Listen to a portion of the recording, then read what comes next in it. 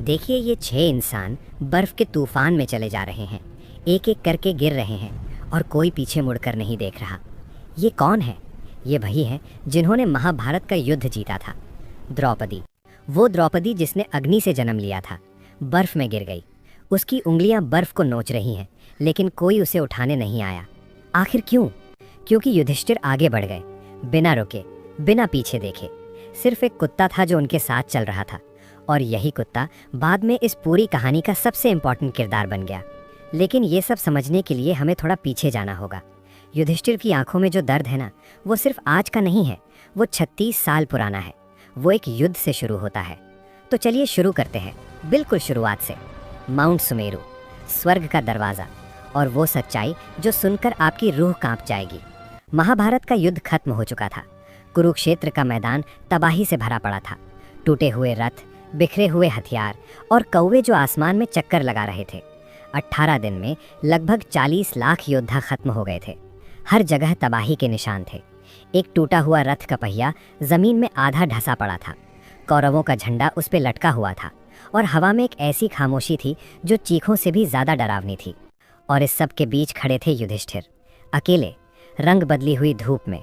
जीत तो उनकी थी, लेकिन ये जीत जैसी फील नहीं हो रही थी, क्योंकि ये राजगद्दी लाखों अपनों के खून से भीगी थी। फिर भी युधिष्ठिर ने हस्तिनापुर का सिंहासन संभाला, लेकिन वो सिंहासन पर बैठे हुए भी खाली थे। उनकी आंखें दूर कहीं देख रही थी, जैसे ताज पहन लिया है लेकिन सर का बोझ कम नहीं हुआ। हस्तिनापुर का दरबार भरा हुआ था, दिए जल रहे थे, कोर्टियर्स खड़े थे, लेकिन जो कुर्सियां पहले कौरवों की होती थीं वो खाली थीं।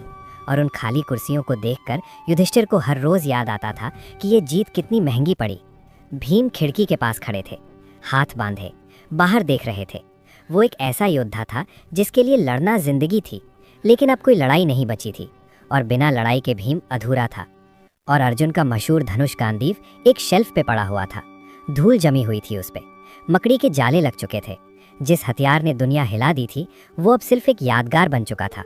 नकुल और सहदेव पैलेस की बालकनी पे खड़े थे। शाम ढलने लगी थी। दोनों भाई थके हुए थे, बूढ़े हो रहे थे, और उन्हें पता था कि ये सब कुछ हमेशा नहीं रहेगा।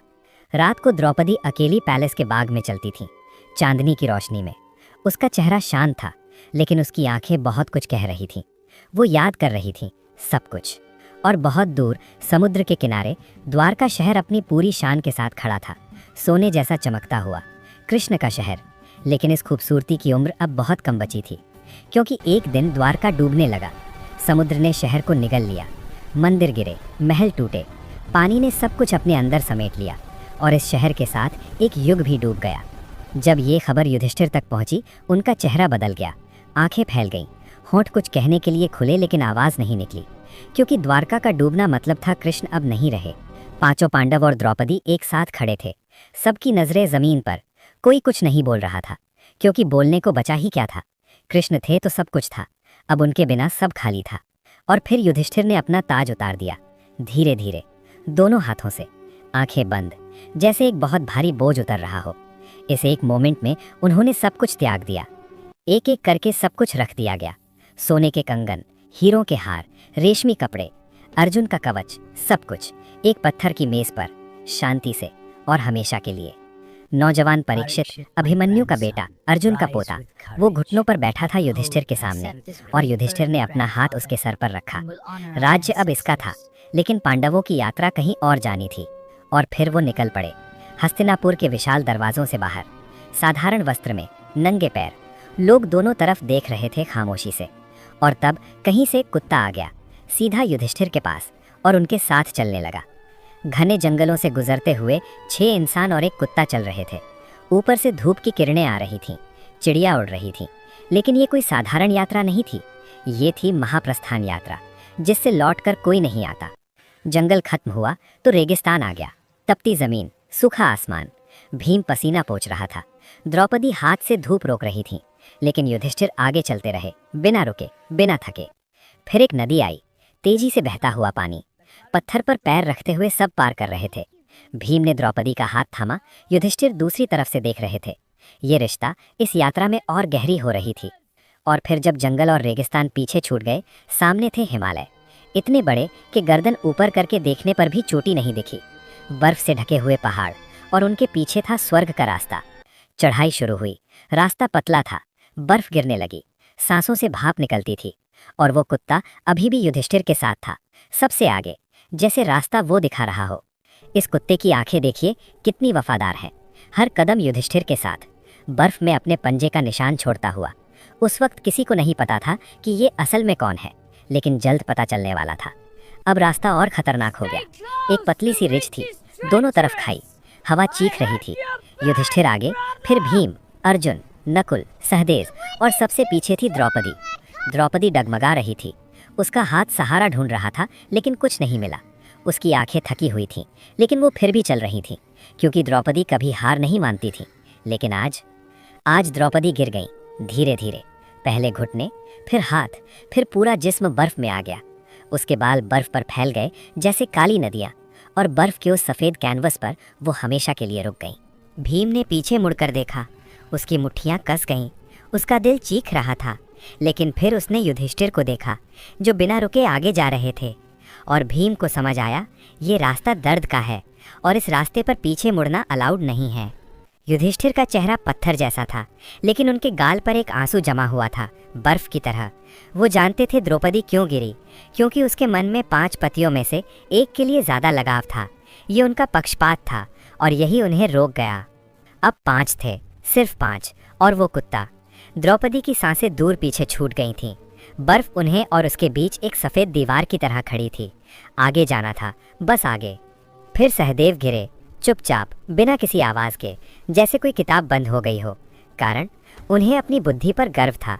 वो मानते थे कि वो सबसे ज़्यादा ज्ञानी है, और ये अहंकार उन्हें ले डूबा। उसके बाद नकुल, सबसे सुंदर। उनका चेहरा जब बर्फ में गिरा तो लगभग बर्फ में घुल गया। इतना गोरा, इतना सुंदर, लेकिन वो सुंदरता ही उनकी कमज़ोरी थी। उन्हें अपने रूप पर नाज था, और वो नाज उनकी आखिरी सांस बन गया। अब सिर्फ 3 बचे थे, युधिष्ठिर, भीम, अर्जुन और वो कुत्ता। पीछे 4 साथी छूट चुके थे, बर्फ में, हमेशा के लिए। पहाड़ बहुत बड़ा था और वो बहुत छोटे हो गए थे। फिर अर्जुन रुके, उनके हाथ कांप रहे थे, वही हाथ जिन्होंने गांडीवा उठाया था, वही हाथ जिन्होंने महाभारत जीता थी। लेकिन अब वो हाथ कुछ नहीं कर सकते थे। अर्जुन घुटनों पर आए और फिर जमीन पर आ गए। सबसे महान धनुर्धर बिना तीर के हार गया। भीम ने अर्जुन को गिरते देखा और पहली बार भीम की आंखें भर आईं। इस देवता जैसी ताकत वाले इंसान के होंठ कांप रहे थे, क्योंकि भाई को गिरते देखना किसी भी लड़ाई से ज़्यादा दर्दनाक था। अब सिर्फ 2 थे, युधिष्ठिर और भीम, और वो कुत्ता। पूरा पहाड़ खाली था, पीछे सिर्फ बर्फ थी और गिरे हुए अपने, आगे सिर्फ धुंध थी और अनजान रास्ता। 2 भाई, एक कुत्ता और मौत का इंतजार। और फिर भीम भी गिरे, सबसे ताकतवर पांडव, जिसने दुर्योधन की जांघ तोड़ी थी। वो भीम जब गिरा तो लगा जैसे पहाड़ हिल गया। उसकी मुट्ठियां बर्फ में घुस गईं, लेकिन अब ताकत किसी काम की नहीं थी।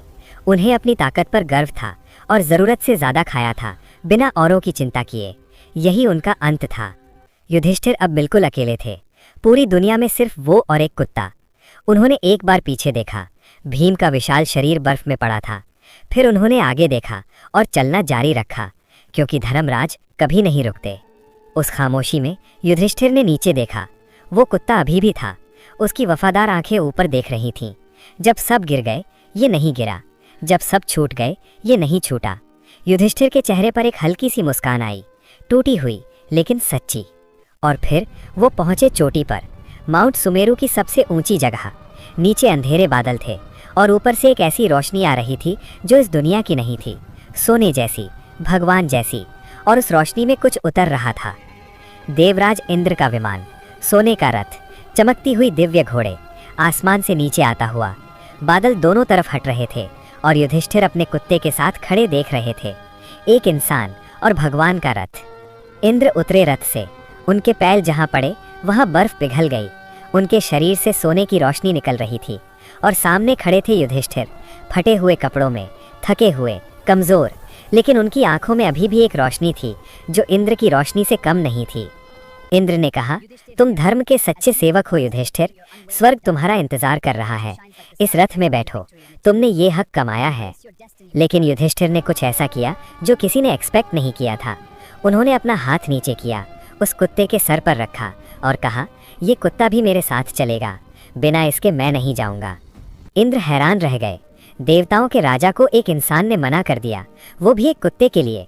इंद्र ने कहा, स्वर्ग में कुत्ते का कोई स्थान नहीं है। लेकिन युधिष्ठिर नहीं माने। युधिष्ठिर कुत्ते के सामने खड़े हो गए, जैसे एक दीवार। उन्होंने कहा, जब सब गिर गए, ये मेरे साथ रहा, मैं इससे छोड़कर स्वर्ग नहीं जा सकता। अगर ये नहीं जाएगा तो मैं भी नहीं जाऊंगा। ये था एक इंसान का फैसला, जिसने स्वर्ग से ज़्यादा वफादारी को चुना। और उसी पल कुछ ऐसा हुआ जो सब कुछ बदल गया। वो कुत्ता चमकने लगा, उसका शरीर रोशनी में घुलने लगा, आकार बदला, बर्फ पिघलने लगी, और जहाँ एक कुत्ता था वहाँ अब एक दिव्य शक्ति खड़ी थी। वो कुत्ता कोई साधारण कुत्ता नहीं था, वो थे साक्षात धर्मदेव, स्वयं धर्म, युधिष्ठिर के पितामह। सफ़ेद सोने के वस्त्र, चेहरे पर शांति, आंखों में गर्व। उन्होंने कहा, मैं तुम्हारी परीक्षा ले रहा था पुत्र, और तुम पास हो गए। और फिर युधिष्ठिर ने स्वर्ग में कदम रखा।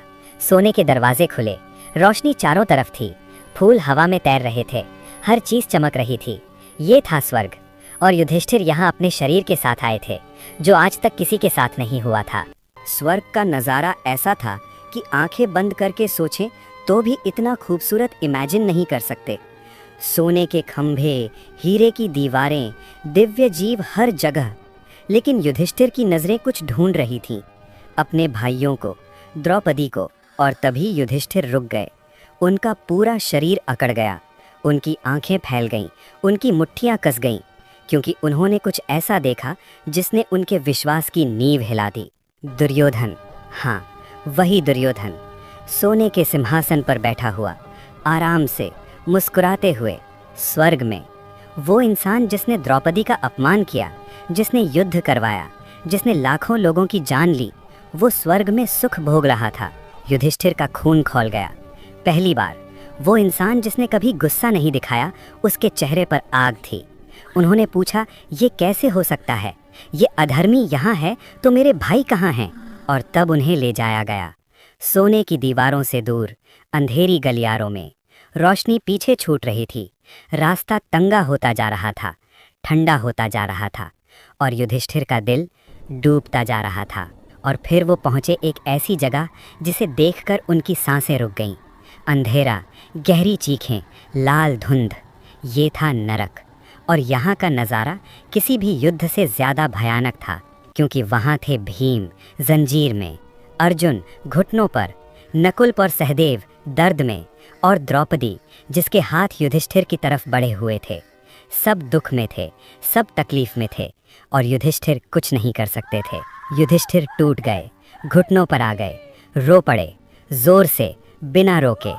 उन्होंने चिल्लाकर कहा, अगर यही इंसाफ है तो मुझे भी यहीं रहने दो, मैं अपने भाइयों के साथ रहूँगा, स्वर्ग नहीं चाहिए मुझे। और ये थे युधिष्ठिर, जिन्होंने स्वर्ग त्याग दिया एक कुत्ते के लिए, और अब नरक चुन रहे थे अपने भाइयों के लिए। ये इंसान नहीं था, ये धर्म था, चलता फिरता, जीता जागता। और उसी पल सब कुछ बदल गया। अंधेरा फटने लगा, दीवारें टूटने लगी, हर तरफ से रोशनी फूटने लगी, जैसे कोई सपना तोड़ दिया गया हो, जैसे कोई परख का वक्त खत्म हो गया हो। क्योंकि ये सच नहीं था, ये माया थी, एक आखिरी परीक्षा। और जब रोशनी पूरी तरह फैल गई, सामने खड़े थे भीम, अर्जुन, नकुल, सहदेव और द्रौपदी, सब दिव्य रूप में, चमकते हुए, मुस्कुराते हुए। कोई दर्द नहीं था, कोई दुख नहीं था, सब कुछ ठीक था, सब कुछ हमेशा से ठीक था। युधिष्ठिर आगे बढ़े, आंखों में आंसू थे, लेकिन होठों पर मुस्कान थी। पांचों भाई, द्रौपदी, धर्मदेव, इंद्र, सब वहाँ थे। और युधिष्ठिर घर आ गए थे, सच्चे घर। और दुर्योधन, उसका स्वर्ग वो असली नहीं था। शास्त्रों के अनुसार जिसके पाप ज़्यादा हैं, उसे पहले थोड़ा स्वर्ग मिलता है, फिर अनंत समय तक उसे अपने कर्मों का फल भुगतना होता है। और जिसके पुण्य ज़्यादा हैं, जैसे पांडव, उन्हें पहले थोड़ी कठिनाई मिलती है, फिर हमेशा के लिए शांति मिलती है। सोचिए, कुरुक्षेत्र से लेकर सुमेरु तक, राजमहल से लेकर बर्फ तक, ताज उतारने से लेकर कुत्ते के लिए स्वर्ग त्यागने तक, ये यात्रा सिर्फ पांचों भाइयों की नहीं थी, ये यात्रा हर इंसान की है। क्योंकि द्रौपदी का पक्षपात, नकुल की सुंदरता का गर्व, सहदेव की बुद्धि का अहंकार, अर्जुन का आत्मविश्वास और भीम की ताकत का घमंड, ये सब हमारी कमजोरियां हैं। हम में से हर एक में एक पांडव छुपा है, तो सवाल ये है, जब आपकी बारी आएगी, जब आपके सामने स्वर्ग होगा और पीछे एक वफादार साथी, तो आप क्या चुनेंगे, स्वर्ग या वफादारी? क्योंकि युधिष्ठिर ने अपना जवाब दे दिया था। क्योंकि अंत में न ताकत बचती है, न सुंदरता, न बुद्धि, न धनुष। जो बचता है वो सिर्फ एक चीज़ है, धर्म। और धर्म कभी अकेला नहीं छोड़ता। अगर ये कहानी आपके दिल को छू गई तो लाइक ज़रूर करें, शेयर करें, सब्सक्राइब करें, क्योंकि ऐसे और गहरे रहस्य बहुत जल्द आने वाले हैं। तब तक धर्म के रास्ते पर चलते रहिए।